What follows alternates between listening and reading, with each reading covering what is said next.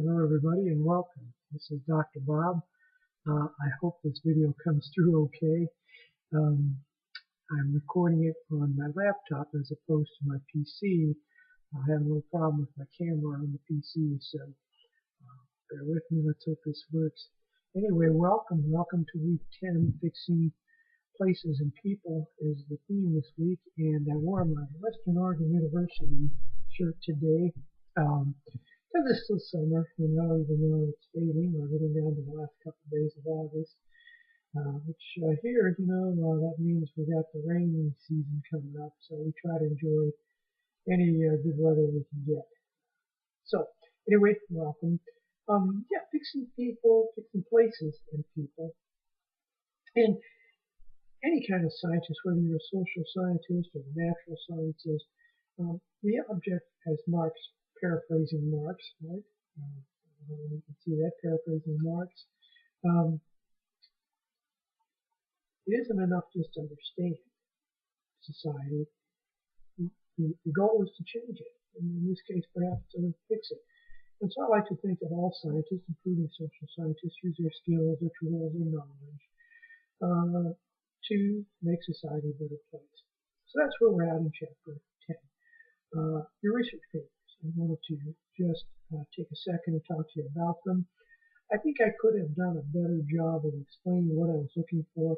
My thought here was that since most of you are at or near graduation, that you've done research papers before, and social science, as it is pretty much in the natural sciences as well, research papers, they tend to follow a certain format, and that is they're divided into unique sections. First, you have your cover page with your name and your title, the paper on it.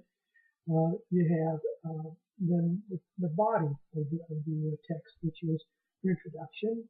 Tell me what it is you're going to research. Tell me if you have a research proposal in mind. Then you move on to your literature review. What does the literature say about this topic? Then you tell me in another separate section on your research methods. How would you go about researching this? Would you use a quantitative approach, a qualitative approach, a mixed methods approach, ethnography, surveys, whatever? And then a short discussion conclusion section, which you would hope to find any ethical issues you might encounter. So anyway, I should have done a better job, I think, of explaining this to you. Again, I just assumed that at this point you'd had experience in that, and I can see that some of you did not. So I was generous, I think, on the grading. If you have a problem with the grading, please let me know.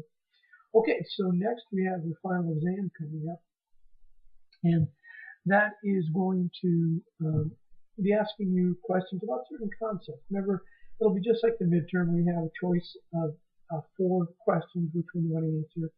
So understand the difference between biological and cultural strangers. If you choose one of the other questions, know the difference between qualitative and quantitative methods. Brush up on those two. Brush up on private and public partnerships and how they can work together. Sometimes they work at odds, but this is sort of a compare and contrast question. And then last, you're going to have to be asked to compare and contrast breakdown versus solidarity theories.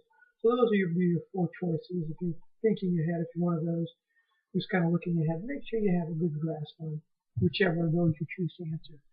Well, I think that's about all I have for you today, except the fact that I'll be posting grades as soon as the final exam is done. And if you have a question about your grade, just go to Canvas, check on grades. You'll see where you're at in the course. It should tell you everything. I take those grades directly from there, and those are the ones I enter. So if you have a question, a problem, a concern about your grade, well, check there first. Well, that's all I have for you today. I hope you're all having a great day, and I'm going to let you go here and hope this works.